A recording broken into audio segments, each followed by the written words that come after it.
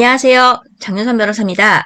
이번 시간에는 주택의 매수인이 실거주 사유를 들어서 임차인의 계약 갱신 요구권을 거절할 수 있는지에 대해서 살펴보도록 하겠습니다. 최근에 대법원에서 판례가 하나 나왔고요. 아주 의미가 있는 판례라서 소개를 해드리도록 하겠습니다. 피고는 피고 1이라고 표현했지만 임차인들이에요.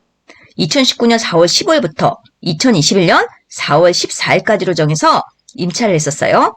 그런데 원고들은 이전 임대인으로부터 이 아파트를 매수한 겁니다. 원고들은 그러니까 매수인들이에요. 2020년 7월 5일에 소외인으로부터 이 사건 아파트를 매수하고요. 2020년 10월 30일에 소유권 이전 등기를 마쳤어요.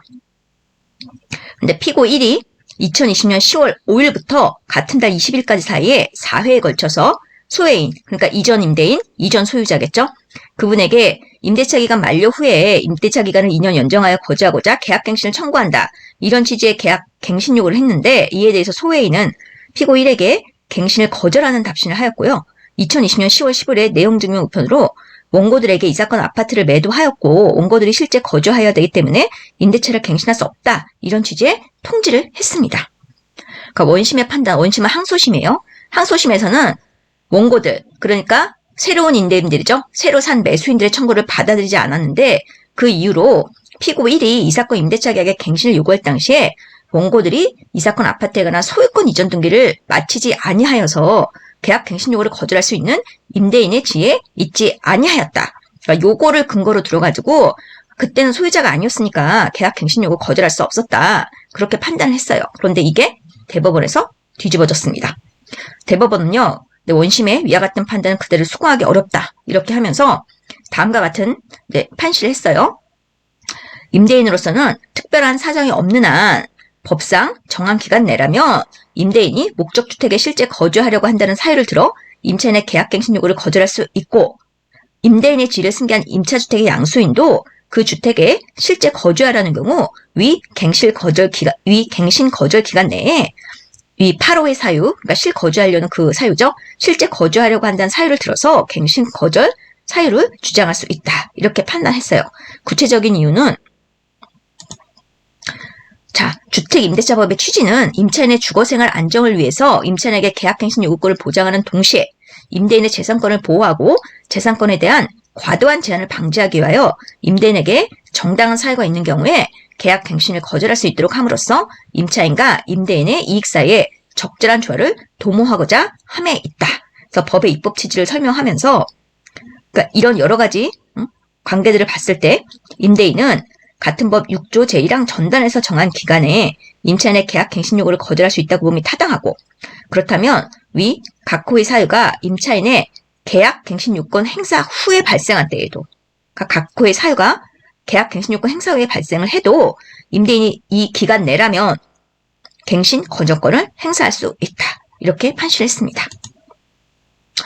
구 임대인이 갱신 거절 기간 내에 실거주 여부를 자유롭게 결정할 수 있다면 그 기간 내에 실거주가 필요한 새로운 임대인에게 매각할 수도 있다고 보아야 할 것인 점 등을 고려하면 위 기간 내에 주택임대차법 제3조 제4항에 의하여 임대인의 지위를 승계한 양수인이 목적주택에 실제 거주하려는 경우에는 이 8호 사유를 주장할 수 있다고 할 것이다.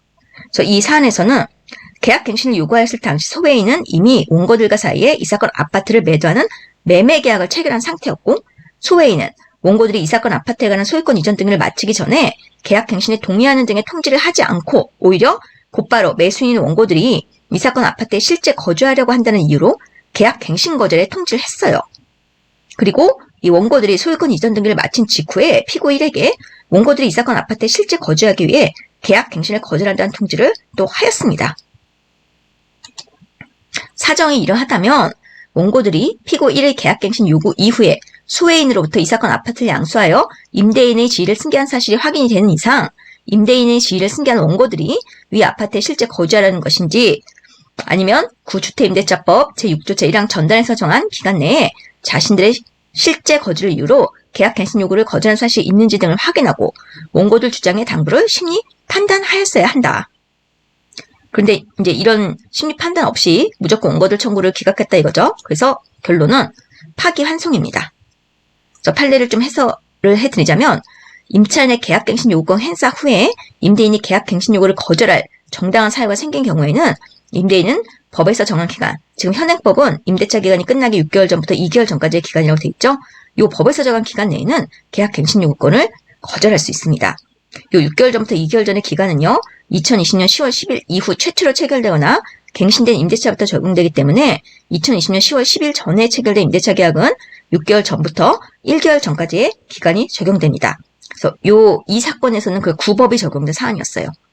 또한 임대인의 지위를 승계한 매수인은요, 대상 부동산의 실제 거절 목적인 경우 그 사유를 들어서 계약 갱신을 거절할 수 있습니다.